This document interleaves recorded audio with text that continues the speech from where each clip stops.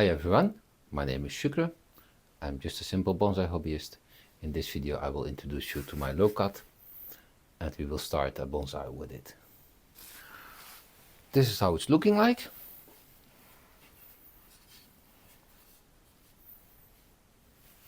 I bought this one last year, I think halfway the summer, together with two of my pomegranates. Those are also approximately the same size, maybe a little smaller. I think it did quite well, although its soil, it's not the best soil it can have, but we will work on it and try to get it to our next level. Let's just get started. This is a closer look to the tree. I think we have some interesting features in here down below. The roots are a bit visible. Yeah, this, I just need to get these out. That we will do later on. It has some interesting nabari or roots features in here, and the rest I think it looks healthy.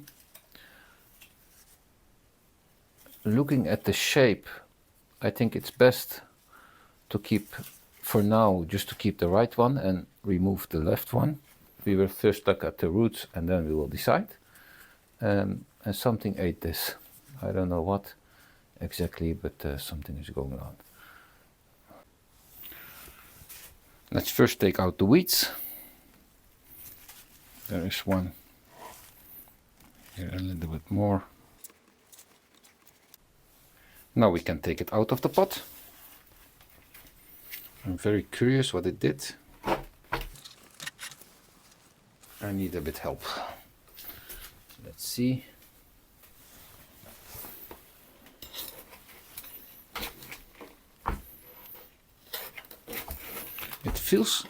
It feels like it has got a lot of roots, but I don't think so. Maybe it's just because it's purely organic soil. Organic soil is quite heavy mostly when it's used separately, so let's try one more time. No. And we do it like this.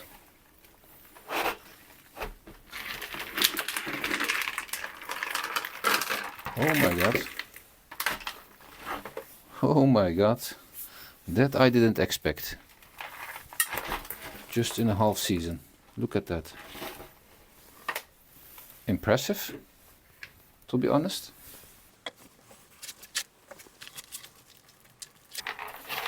I used clay at the bottom and on the top I used purely organic soil. And just, I think a few months, 8 months, 9 months, I didn't expect this, to be honest. Quite impressive. I also added perlite, I see. But still it was not draining, so now I'm asking myself why. That's quite interesting, because when I watered this one, mostly the water just stayed at the top. It didn't want to drain.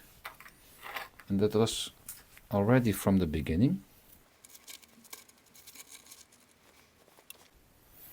Let's just take it to a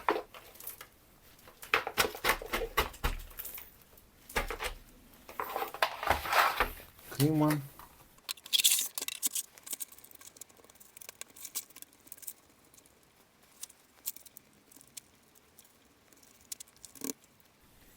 There's a rainworm in here. Oh, there it is. I'll just put it in the garden later on. Last year I didn't do this, I just directly potted it up. So this is the first time I have a look on the roots.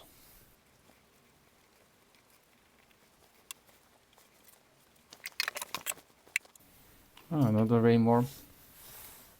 I think we can quite clearly see that we don't need those length, so I'll just take them off. What is quite positive is it does really a lot of fine roots.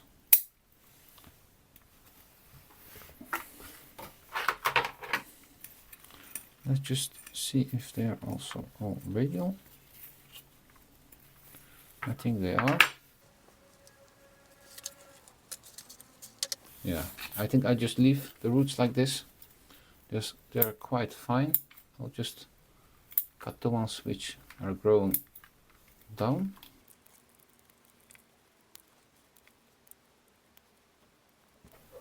The rest I just leave like this. I think it's perfect like that.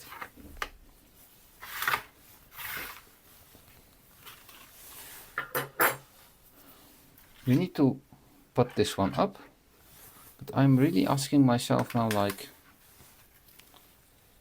what to do, because the soil was not draining, but I see that I have perlite in it. But I think what I will do is I'll just take the big clay balls out of it and use some other soil. Maybe this is one of the reasons why it doesn't drain. So it has only holes on the deep sides, and that's directly from the bottom in contact with the ground. But there is a deeper part in here, a relief. So I think if I drill a few holes in there, it will be okay. It will be better draining. I have now 3 more holes in the middle. I think that it will be perfectly fine like this. Preparing some drainage screen. I think I just reuse its soil, but without the clay balls, and I'll mix a bit more of the fine baked clay and more perlite. I think in that way we will improve the soil, and let's see how that will go in the coming time. I think a sieve will do the job, just to filter out all the unwanted parts. Now let's add some fine baked clay and perlite. It should be 1/3 of each. This should be about enough. Let's see. I think it's good like this. Now let's pot it up.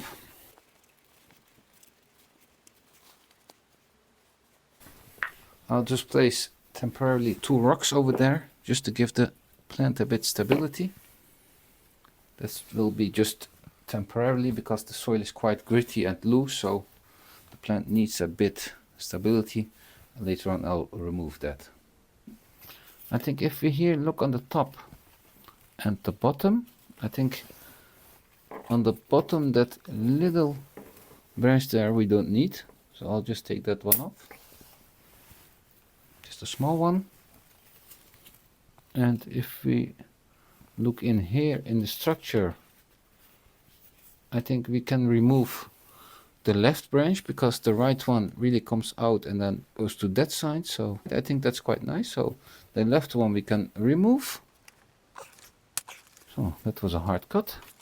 Then if we look this place where we cut, I think I just leave it like that, just to be sure that it has some space to die back. And this branch I just leave for now. I think it's okay. This leaf here, I don't think it has a function anymore, and the lower leaf also not. That's it for this video. Looking back, I think it was quite a miracle that it had so much roots in that close, muddy, wet soil. We reused that soil partly, but I also added a lot of fine clay and fine perlite. The combination of adding perlite and clay to the original soil and a bit more holes to the bottom of the pot, I think that will do this plant very, very good. Looking at its progress now, I really understand why it was not growing that fast, although it had quite some roots. That was impressive. And the nice thing about this plant is the whole winter it just stayed green.